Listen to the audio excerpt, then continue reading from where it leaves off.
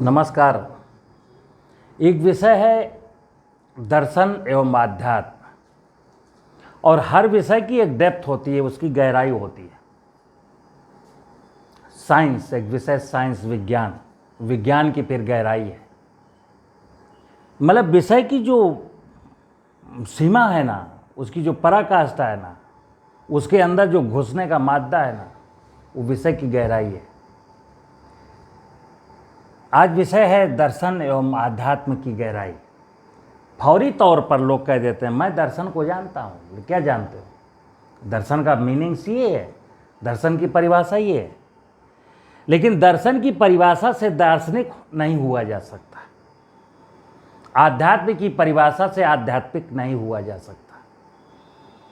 आपने सुना होगा कि समुद्र में जो मोती होते हैं ना, खूबसूरत मोती, बेहतरीन मोती समुद्र की अनंत गहराइयों में मिलते हैं। यानी जितना आप नीचे जा पाएंगे उतने ही अच्छे मोती मिलेंगे।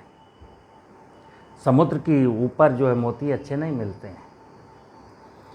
तो ये जो विषय है दर्शन और आध्यात्म का, इसकी गहराई में डूबना, अनंत गहराइयों में डूबना, जितना मतलब अनंत, हरि के लिए कहा गया हरि अनंत, हरि कथा अनंत। और ये विषय हरि से जुड़ा हुआ, परमात्मा से जुड़ा हुआ है।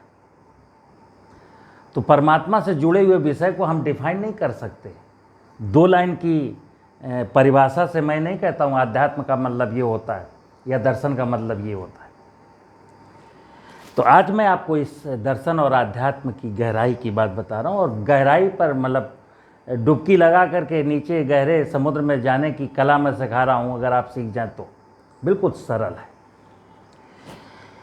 संसार में हमको क्या दिखता है? बहुत सारे विषय आपके जीवन में हैं। भूगोल है, इतिहास है, फिजिक्स है, केमिस्ट्री है, ज्योग्राफी है, और बहुत सारे विषय हैं। लेकिन वो विषय, सबसे जो पहला विषय है कि अगर मुझे दर्शन एवं आध्यात्म का विषय नहीं पता तो फिर वो सारे विषय मेरे अधूरे हैं। तो मैं ये कह रहा हूँ दिखता क्या है, मैं देखता क्या हूँ मोटा मोटा।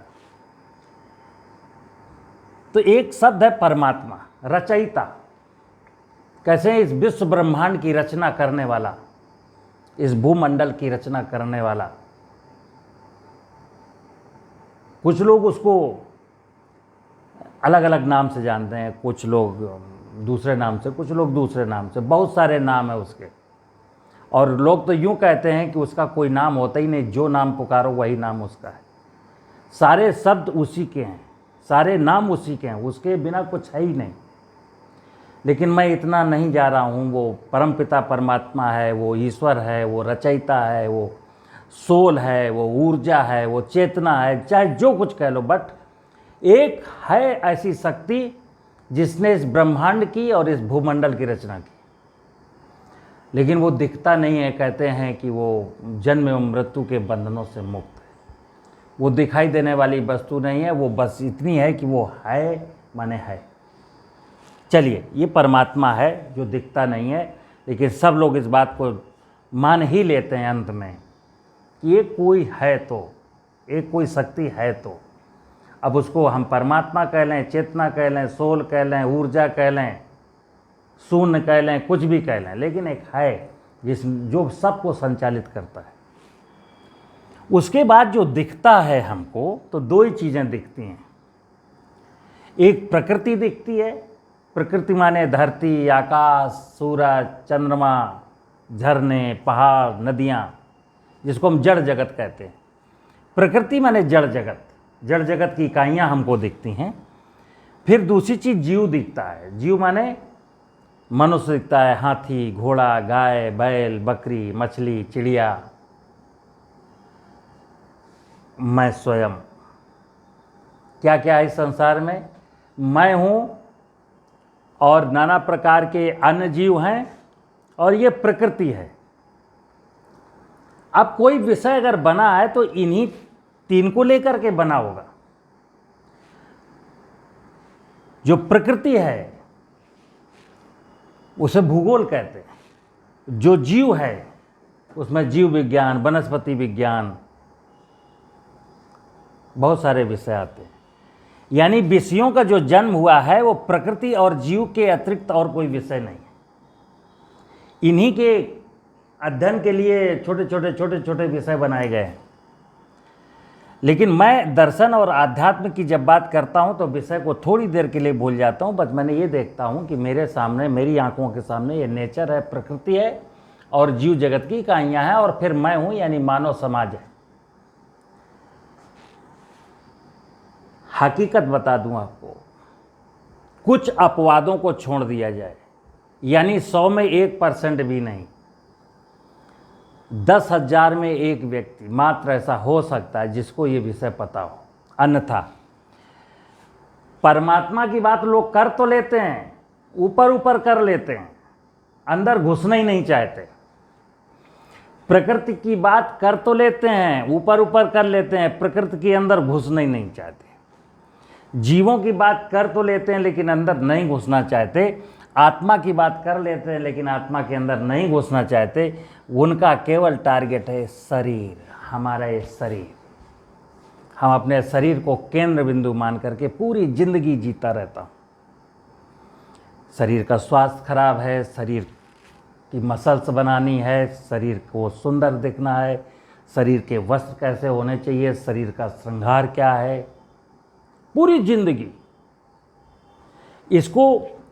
इसके अंदर अच्छा भोजन यानी जीव के लिए अच्छा खाने की ललक, अच्छा पहनने की ललक और अच्छा दिखने की ललक में संपूर्ण जीवन बीत गया।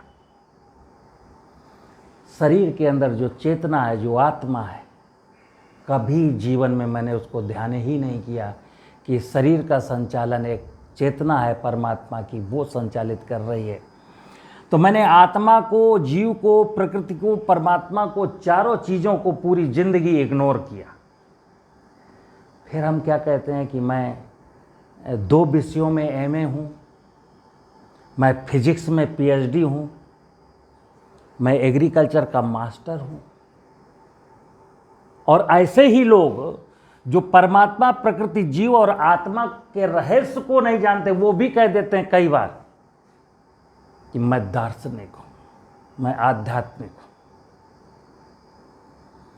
तो मैं क्या बता रहा हूं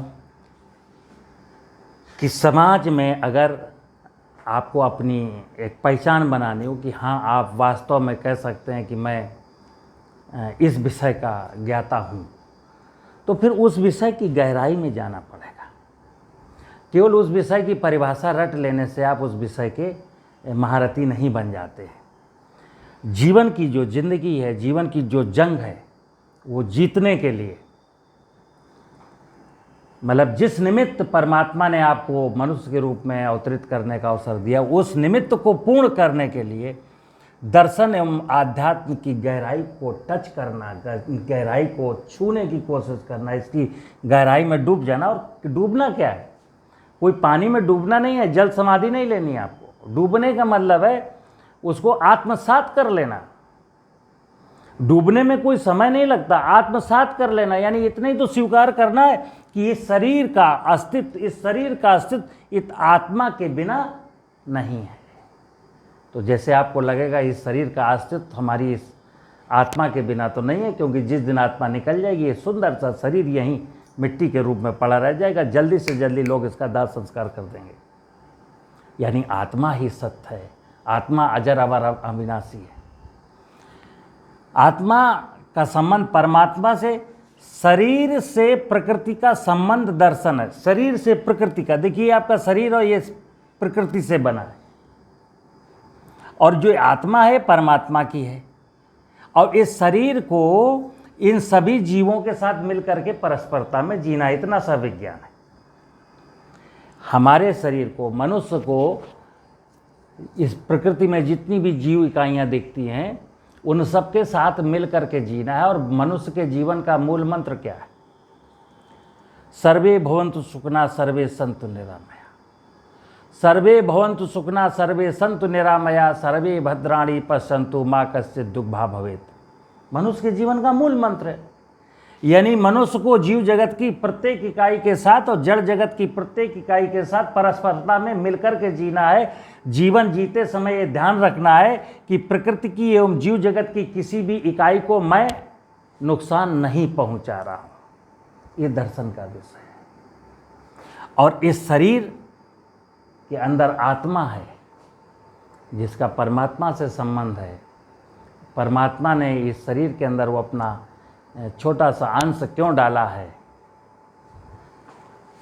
तो शरीर का प्रकृति से क्या संबंध है? ये दर्शन है। और आत्मा का परमात्मा से क्या संबंध है? ये आध्यात्म है। इसकी गहराई ये है कि मैं प्रतिदिन बहुत सारे विषयों पर चिंतन करता हूँ। आज क्या खाना है, आज किससे मिलना है, बहुत सारे विषय हैं ज़िंदगी में। कौन सी फिल्म देखनी है, 1 घंटा 2 घंटा समय मिल सकता है कि आंख बंद करके केवल ये विचार करना है कि इसके अंदर जो आत्मा है, जिसके अंदर जो चेतना है, वो मुझे क्या निर्देश दे रही है, वो इस शरीर के अंदर क्यों है। क्या मैं वो काम करता हूँ जिसके निमित्त परमात्मा ने मुझे जन्म दिया है? अगर सोचेंगे तो आपको ध्यान आ जाएगा। एक विषय आता है ना ध्यान। ध्यान क्या है? ये ध्यान के ही विषय हैं। लोग कहते हैं ना वो ध्यान साधना में मग्न है, वो ध्यान में बैठे हैं, वो ध्यान करते हैं। क्या ध्यान करते हैं? अगर आपको ये ध्यान नहीं है कि मैं किस निमित्त आया और क्या कर रहा हूँ, तो कौन से ध्यान में बैठे? तो मित्रों, बहुत सरल विषय है, आसानी से समझने वाला है। शरीर का संबंध प्रकृति से, जो दर्शन का विषय है, आत्मा का संबंध परमात्मा से, जो आध्यात्म का विषय है। नमस्कार। सचान साहब, एक सवाल है मेरा। जैसे आपने कहा कि प्रकृति का संबंध आपका उससे है, दर्शन से, और अध्यात्म का संबंध आत्मा से है, तो इन दोनों विषयों को समझने के बाद भी क्या इंसान कौतूहल से दूर रह सकता है जीवन में? समझ में आएंगे। मैंने क्या कहा? दर्शन एवं अध्यात्म की गहराई, अगर विषय ठीक से समझ में आएंगे तो आपकी जिंदगी में कोई कौतूहल है ही नहीं।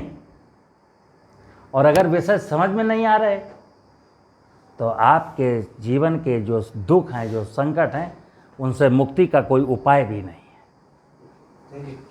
नमस्कार मित्रों।